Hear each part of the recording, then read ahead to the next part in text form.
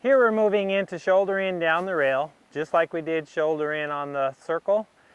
Now we're taking it to the rail, and on the rail, it's a little bit harder because the circle helps just keep the horse more round and a little more engaged, and they don't tend to drop onto your inside hand as much.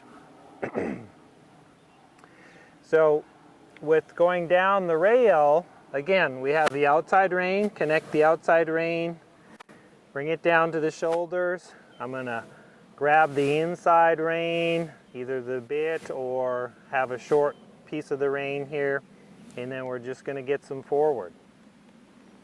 So we get the walk forward, nice relaxed walk, and then can I get a bend?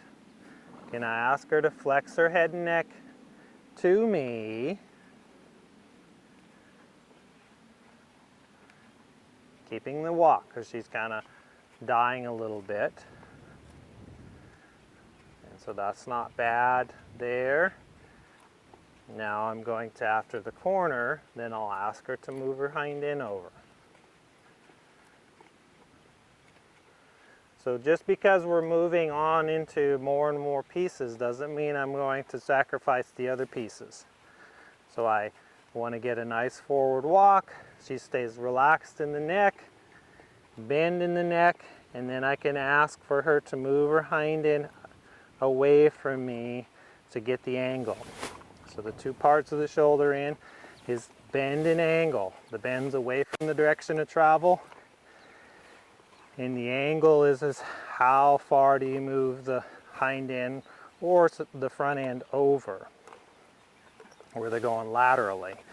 It's not a lot, but it's a little bit. See here, she's a little stickier. A little kind of contracting in the back. There we go. Looking for her to stay soft in that neck. Keeping that angle, slight angle. Keeping a connection in the outside rein. So as soon as she gets it, then she kind of contracts and she pops her head up. Gets a little bit tight, and I want to keep that relaxed length in her back, whether she's going straight ahead in a bend or in a shoulder in. Yes. Yes. Just a little bit tight in the neck, but not bad. So I have to connect that outside rein and keeping the outside rein down on the shoulder. Your tendency is your hand's going to be up here. With your hand up here, it's a lot harder to be effective than if it's down here on the shoulder.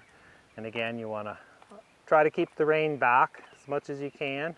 Try not to let it get way up here. If it goes up there, just bring it back here and set it up again. So the pieces are, we're getting nice forward walk. Then I'm going to tip her nose to me, get a bend in the head and neck. Then I'm going to ask for the hind end to step over. Now another piece that I haven't really mentioned yet, but oftentimes I see people do, is they want to use their inside hand. So they want to use this hand here to move the hind end over. And what that tends to do is it gets an overbend in the neck. And you don't truly get the lift in the back because they're overbent in the neck and they go out the shoulder. So you really want to make sure that they're moving off, their hind end's moving because of the whip hand and not because of the bit hand. The hand that's on the bit or on the rein here, my left hand here. So I want to make sure that I just use that hand to create the bend in the head and neck. Keep the walk going. She wants to die out a little.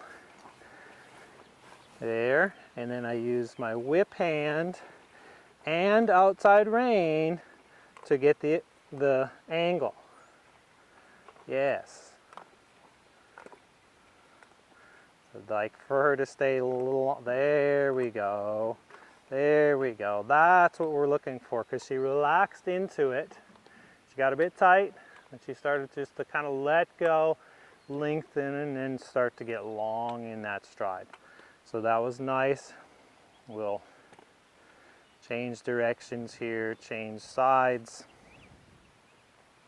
and then do the other way. So again, I get my whip hand rein down at the shoulder, grab the inside rein, and ask for a nice forward walk. She's not there. I'm going to use the whip. Then I'm going to tip her neck, get a little bend in her neck first, and then ask for the angle, moving the hind end over. So I use the whip to move the hind over. I use my outside rein to control the shoulder.